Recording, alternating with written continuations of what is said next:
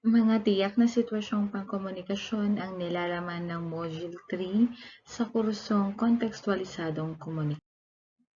Narito ang mga halimbawang magiging batayan ng inyong pagpili sa ating pinakahuling proyekto para sa semestreng ito. Ang mga halimbawa ng uri ng sitwasyong pangkomunikasyon ay ang mga sumusunod. Ang forum, lecture, seminar. Tingnan mabuti kung ano ba talaga ang inyong nagiging ng plano para sa ating gagawing activity. Kung kayo ba ay magsasagawa ng forum, pipiliin nyo ba ang forum, ang lecture, ang seminar? Meron ba kayong pa-workshop tungkol sa paksang ibibigay ng inyong guro sa inyo na nakatoka sa bawat pangkat? Maaari rin kayong magsagawa ng isang symposium at komperensya. Roundtable, small group discussion, or big group discussion, na mag-conduct ng mga pulong, meeting, asembleya, magsalita ng paulat sa maliit at pasalita at pag-uulat sa maliit at malaking pangkat, programa sa radyo at telebisyon, video conferencing, at komunikasyon sa social media. So, maaari ninyo itong gamitin para sa ating pinag-uusapang gawain. Sanahin na itala ninyo ang mga sunod na halimbawa. Gayunpaman, sikapin ninyo na matandaan kung ano ba yung dapat nating ma-target dito sa ating ginagawa. Kailangan na sa inyong pagsasagawa ng activity ay mapupili kayo at matatarget ninyo ang dalawang tutugon sa inyong mga gagawin. Kailangan alam natin ang mga sumusunod na layunin. Ang unang layunin ay mailarawan ang mga gawing pangkomunikasyon ng mga Pilipino sa iba't ibang antas at larangan. So, kaya dapat nating ilarawan yung mga way, paraan, sa pakikipagtalastasan, maging ito man ay nasa iba ng antas o mas mataas na antas na sa paggamit ng wikang Filipino. So nakikita natin na dapat meron tayong kaalaman sa pakikipagtalastasan natin at kaya natin itong bitbitin, kaya natin itong ipakita dun sa mas mataas pang larang na inaasahan sa atin. Ang ikalawang layunin ay maipaliwanag ang kabuluhan ng wikang Filipino bilang mabisang wika sa kontekstwalisadong komunikasyon sa mga komunidad at sa buong bansa. Kailangan nating makita na ang Filipino ay hindi basta Pilipino, kundi ang Pilipino bilang isang wika ay kailangang maipaliwanag natin yung kabuluhan nito. Yung hindi lang yung pagkakakilanlan natin kundi yung kabuluhan ng pag-aaral at pagkatuto ng wikang Filipino. Ang ikatlong layunin, makapagmungkahi ng mga solusyon. So, tinitingnan natin kung paano yung mga paksa na mapag-uusapan at mapakikinggan natin ay nagpakita ng suliraning panlipunan at doon ay nakakita rin tayo ng magiging solusyon na makatutulong sa komunidad at sa buong bansa gamit ang mga pananaliksik na nakaugnay doon sa inyong mga paksa. Kung kayo ay magsasagawa ng inaasahan nga nating activity, kailangan kayo ang kumuha ng suliraning panlipunan doon sa mapapapunta sa inyong paksa at mula roon ay kailangan ninyo itong gawa ng solusyon. Matapos nito, ay kailangan ang inyong mga solusyon, ang inyong mga sasabihin, ang mga pag-aaral na inyong isinagawa ay nakabatay talaga sa pananaliksik. Maging maingat tayo rito sapagkat ang inyong gagawin ay hindi lamang kayo ang participant.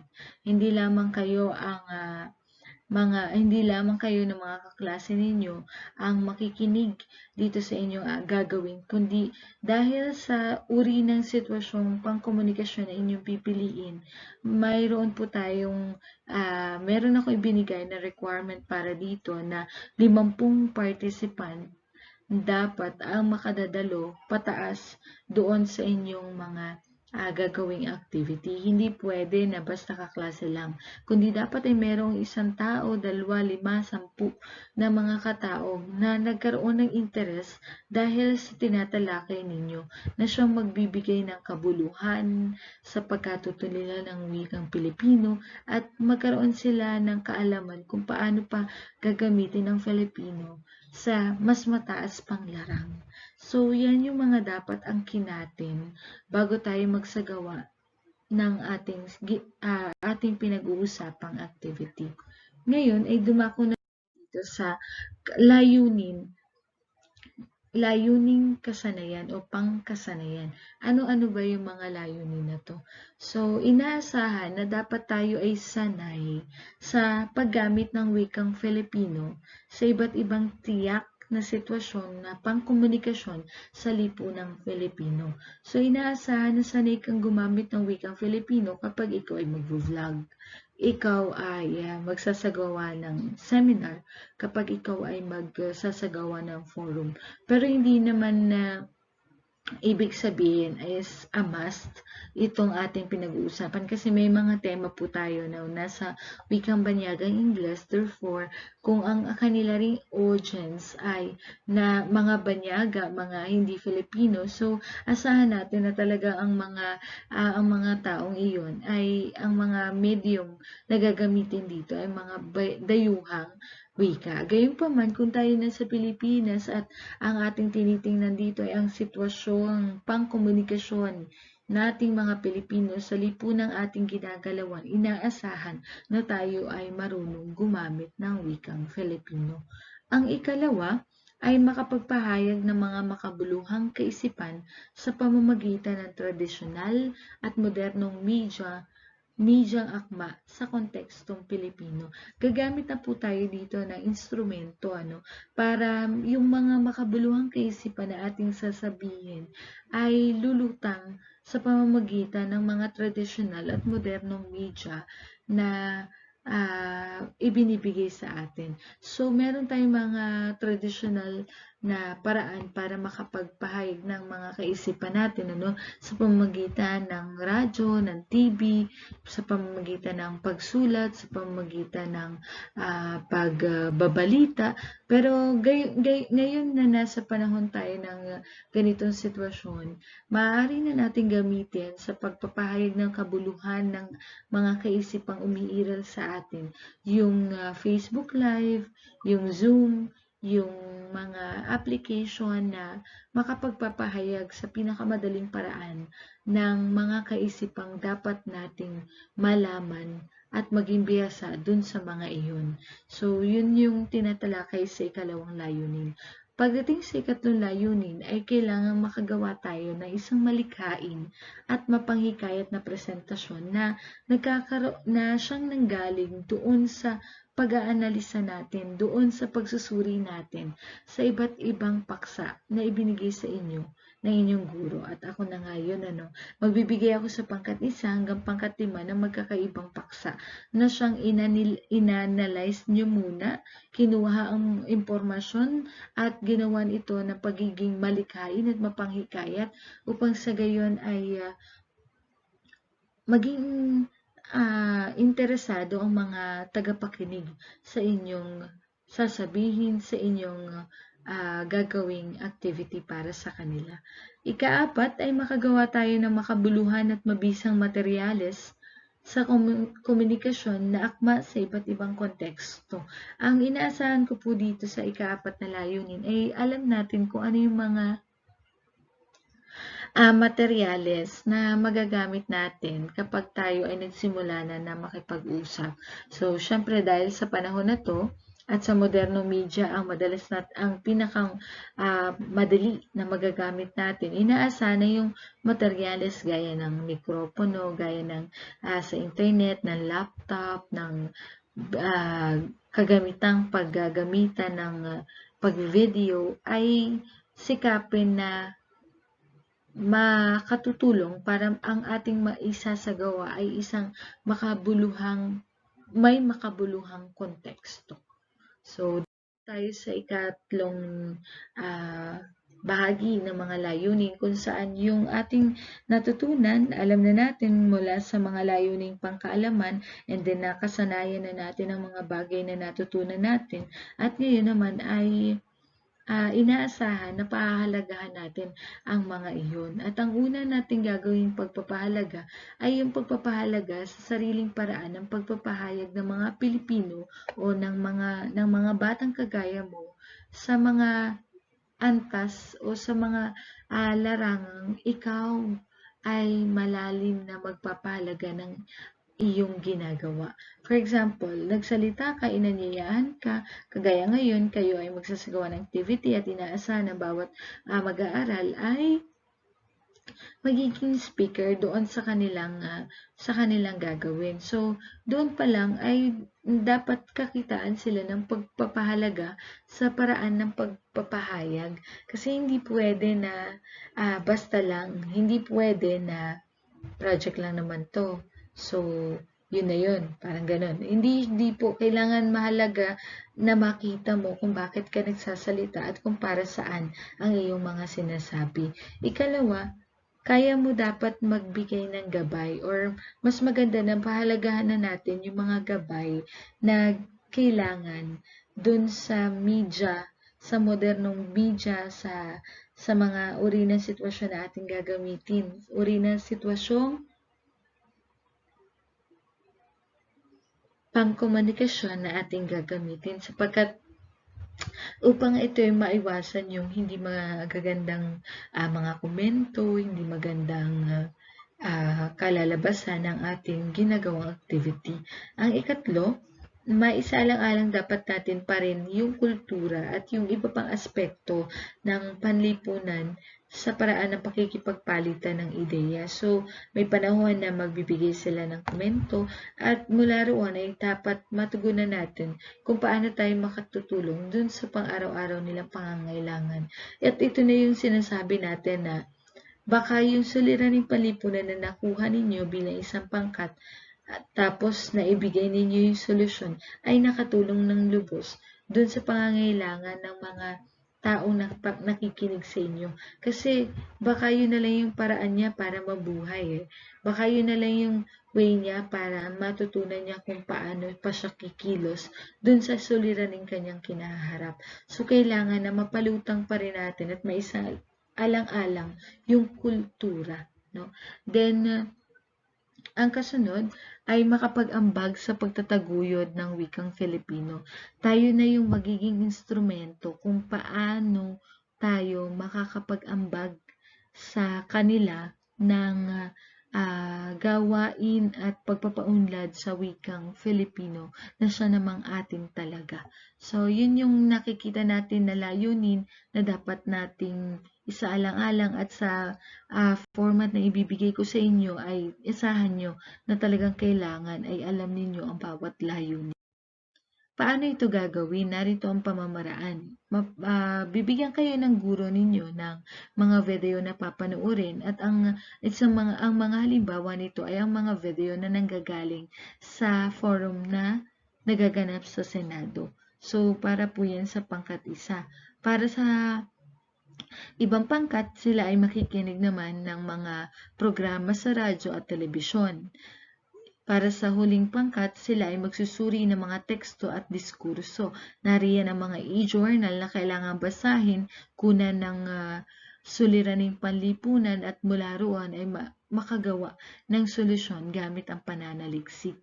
Narito ang dapat nating gawin, ang magbuod tayo ng mga impormasyon at datos mula sa napanood na video, napakinggan sa radyo, nasuri na mga e-journal. So, inaasahan na magagawa natin ang mga pamamaraan na ito upang ay magawa natin ang inaasahang output na talagang kayo naman ang gagawa. At ang inaasahang output ay ang pagsasagawa ng forum, lecture, seminar at iba pa hinggil sa mga makabuluhang paksang panlipunan.